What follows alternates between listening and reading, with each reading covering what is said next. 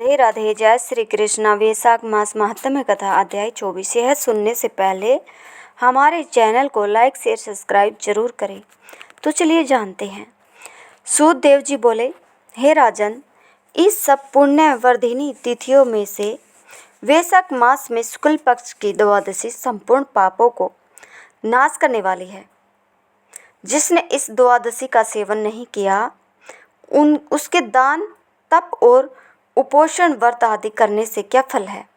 इष्टा पूर्ति से क्या फल है? जो गंगा पर ग्रहण के समय सहस्त्र गोदान करने से फल मिलता है, वही फल वैशाख मास में द्वादशी के दिन योग्य ब्राह्मणों को अर्पण करने से होता है। गंगा में दुर्भिक्ष के समय प्रतिदिन करोड़ों को भोजन करने से जो फल मिलता है, वही फल द्वादशी के दिन एक को भोजन देने से मिलता है। जो शुक्ल पक्ष की द्वादशी के दिन एक चुटकी अन्न योग्य कर के लिए देता है, उसे कोटि ब्राह्मण भोजन का फल मिलता है। जो मधु सहित तिल के पात्र का दान द्वादशी के दिन करता है, वह संपूर्ण बंधनों से छूटकर विष्णु लोक को चला जाता है। शुक्ल पक्ष की एकादशी के दिन रात्रि को जागरण करने से वह जीते जी ही मुक्ति पाता है और उस पर सब देवता प्रसन्न होते हैं। करोड़ों सूर्य ग्रहण और चंद्र ग्रहण में जो तीर्थों में स्नान आदि करने से फल मिलता है, वो एकादशी के दिन प्रातःकाल स्नान करने से मिलता है। द्वादशी के दिन तुलसी के कोमल पत्तों से विष्णु भगवान का पूजन करता है, वह अपने 7 कुलों का उद्धार करके विष्णु लोक को चला जाता है।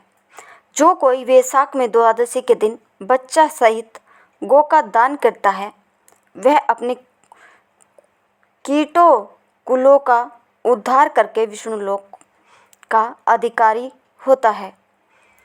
जो कोई शुक्ल पक्ष की द्वादशी के दिन यम पितृगण गुरु देवता और विष्णु के निमित्त दक्षिणा सहित जल का घड़ा दान करते हैं, दही और अन्न का भी दान करते हैं, उसका फल सुनो। उसको जो पुण्य प्रयागराज में प्रतिदिन करोड़ मनुष्यों को 1 वर्ष पर्यंत षडयुक्त सुंदर भोजन कराने से होता है, वही फल उसे मधुसूदन भगवान की आज्ञा से मिलता है।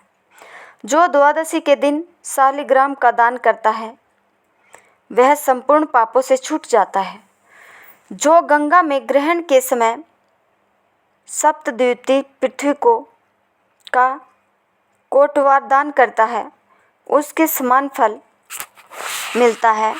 द्वादशी के दिन जो मधुसूदन भगवान को दूध से स्नान कराता है, उसको राजसूय और अश्वमेध यज्ञ करने के समान फल मिलता है।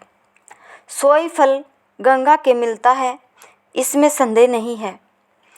त्रयोदशी के दिन जो दूध और दही मिलाकर विष्णु भगवान का पूजन करे, उसमें शर्करा मधु और घृत मिलाए मधुसूदन भगवान की प्रसन्नता निमित्त भक्ति पूर्वक पंचामृत से विष्णु भगवान को स्नान करावे, वह अपने सब कुलों का उद्धार कर कर विष्णु लोक को चला जाता है।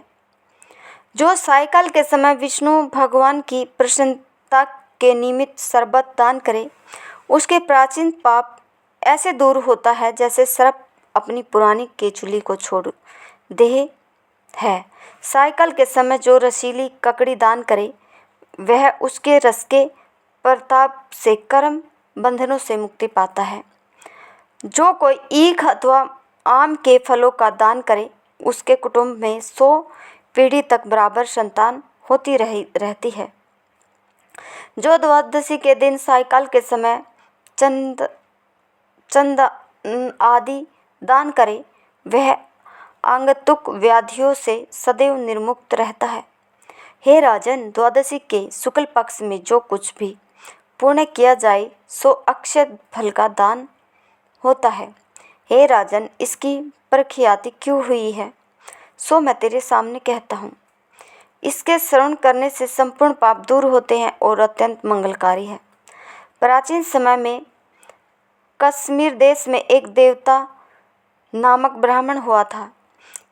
इसकी मालिनी नाम एक पाप रूपी पुत्री भई। वह कन्या सत्यशील नाम बड़े विद्वान ब्राह्मण से ब्याही गई थी। उसे विवाह करके वह अपने व्यंग नाम देश को जाता हुआ वह रूप यौवन संयुक्ता कभी भी उसकी प्यारी न भई और वह निष्ठुर उसे सदा द्वेष रखे और उसके सिवाय किसी से भी द्वेष नहीं किया रखती थी। उसे अपने पति पर क्रोध कर वशीकरण करने की इच्छा से उन अन्य स्त्रियों से पूछती हुई जिनको पहले उनके त्याग था, तब वे बोली, तेरा पित्त वशीभूत हो जाएगा, हमको अच्छी तरह विश्वास है। आपने तो वशीकरण औषध देकर अपने पति वश कर लिए हैं। योगिनी के पास जा, वह सुंदर औषध दे देवेगी। तू सोच विचार मत कर, तेरा पति दास के समान हो जाएगा। तब हे राजन, वह उनके वाक्य के अनुसार योगिनी के मंदिर में गई। योगिनी को अत्यंत प्रसन्न करती हुई वह दुराचारिणी बहुत शीघ्र ही उस कुटी में पहुंची जहां 100 स्तंभ बने हुए थे। वह कुटी बहुत लंबी चौड़ी कांतिमान थी, जिसके चारों ओर झालरदार कपड़ा लगा था, जिनमें गोटा किनारी लगा हुआ था। बड़ी बड़ी दीवारों में चारों ओर सफेदी हो रही थी।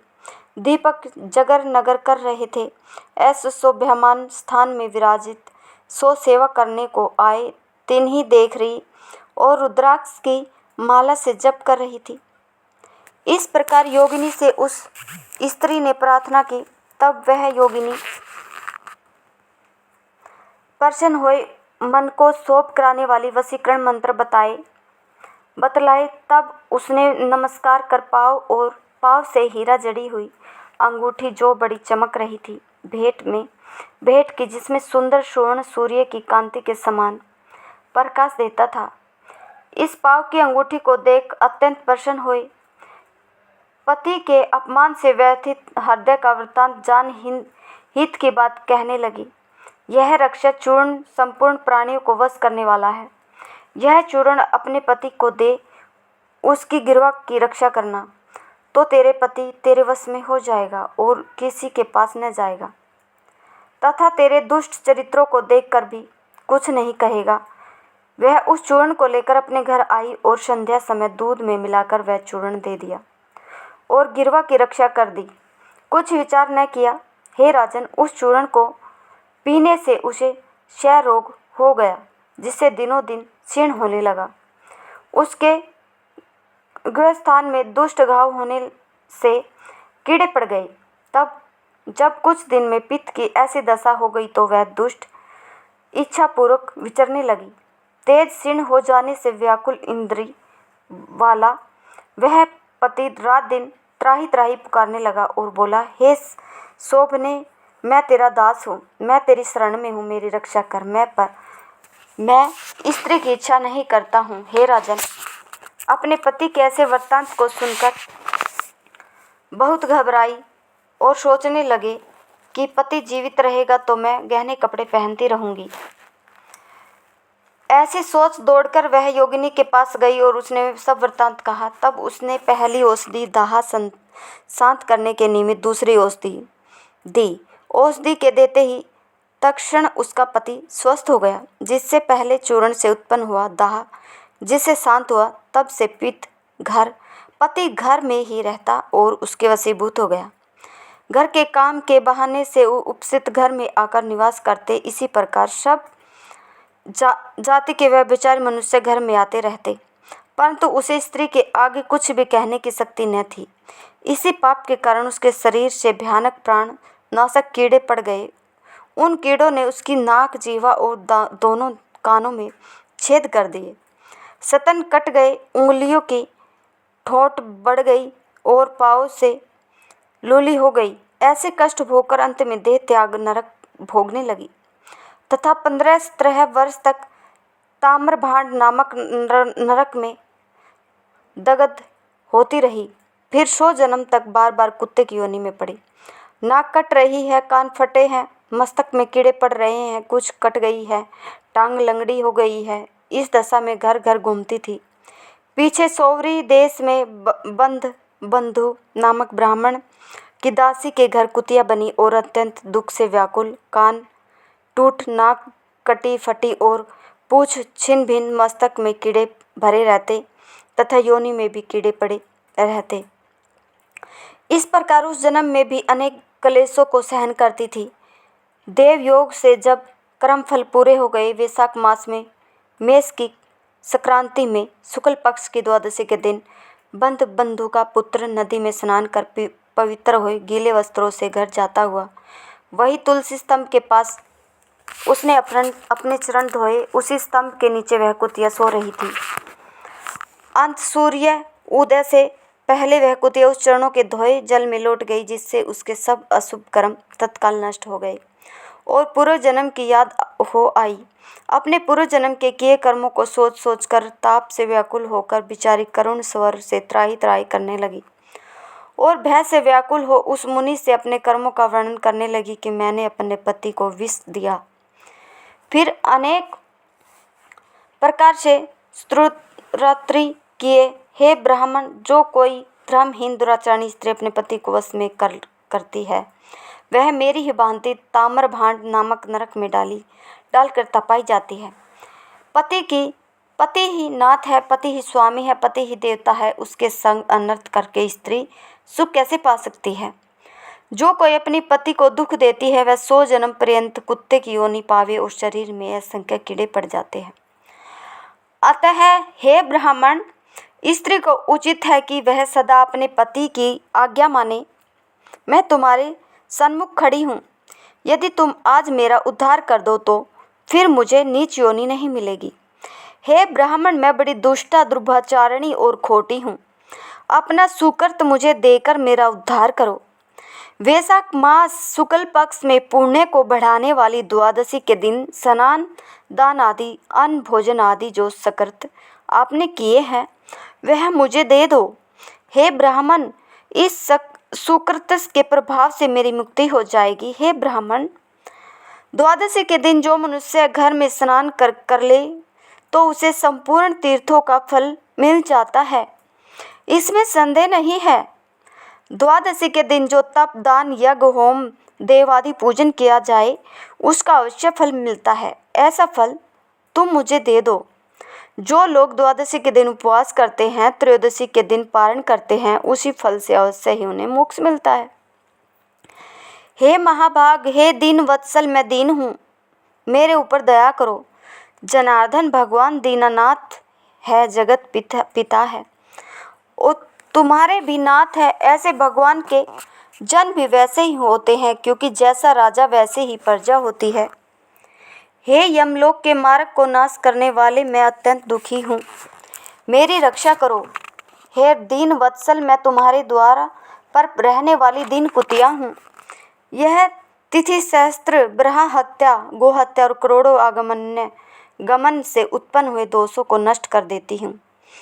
हे महामुने, इस तिथि में आपने जो महापुण्य किया है वह मुझे देकर मेरा उद्धार करो। मैं बड़ी दीन हूँ, व्याकुल हूँ, मेरी रक्षा करो। और अंत में हे द्विजवर, मैं तुमको नमस्कार करती हूँ। ऐसे वचन सुन वह मुनि पुत्र कुतिया से बोले, हे कुतिया, अपने किए हुए कर्मों के सुख दुख रूपी फलों को प्राणी भोगता है। हे दुराचारणी शूद्र, क्या करेगी? जिसने रक्षा चूर्ण आदि द्वारा अपने पित्त को वशीभूत किया, साधु के प्रति जो पाप करता है वह उसी को दुख देता है, जो पुण्य करता है वह उसी के दुख को हरण करता है। पापों के लिए मनुष्य जो कुछ करता है वह पाप और पुण्य दोनों को नष्ट करता है। जैसे मिश्री मिला दूध सर्प को पिलाने से केवल विष ही बढ़ता है, ऐसे ही पाप कर्म है। जब मुनि पुत्र ने ऐसा कहा तब कुतिया अत्यंत दुख पा ऊंचा मुख करके चित्कार करने लगी और उसके पति से कहने लगी, हे पद्मबंधो, तुम्हारे द्वार पर पड़ी हुई मैं कुतिया हूँ, अतः मेरी रक्षा करो।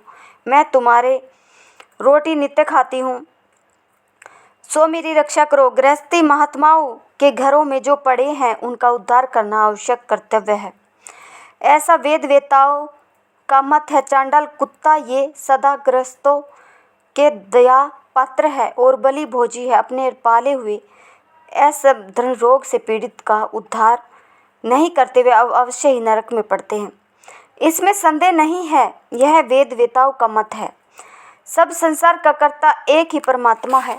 वह सबको रचकर स्वयं सब जीवों को द्वाराधिक रूप से पालन करता है। अतएव अपने पाले हुए की रक्षा करना भगवान की आज्ञा है। उस पोष्य रक्षा रूप भगवान की आज्ञा का उल्लंघन कर जो अज्ञानी बने हैं, वह भगवत कोप से अपने सर्वस्व को नष्ट कर अंत में नरकगामी होते हैं। यह कर्म कर्तव्य है और तुम दयालु हो, अतएव मुझ दुर्बुद्धि का उद्धार करो। घर के भीतर दुख से आर्त कुतिया के ऐसे वाक्य सुन पदम बंधु शीघ्र ही घर से आए और कुतिया से पूछने लगे, क्या बात है? तब पुत्र ने सब कथा वर्णन की तो अपने पुत्र के वचन सुन विस्मित हो कहने लगे, मेरा पुत्र होकर तूने ये क्या कह दिया? हे पुत्र, साधुओं की ऐसा वाक्य कहना अनुचित है।